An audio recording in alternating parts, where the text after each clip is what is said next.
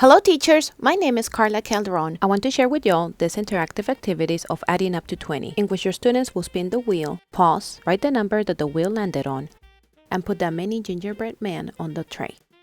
They will repeat this a second time, so they get the second number. Finally, they will count how many gingerbread men they have in total and write that number. The students will then click on the mic and record their voice saying the addition sentence. This is a great activity to introduce addition to the students. I'm also sharing this other option, which is with chocolate cookies. A couple of months ago, I also shared this activity with fruits and showed you guys how to create your own using my background. I'm leaving the link to that video. You can click right up here, or you can find the link in the description of this video. Please don't forget to like this video, subscribe to my channel, and click on the bell so you get notifications as soon as I upload a new video. Thank you for watching, and I will see you in the next one.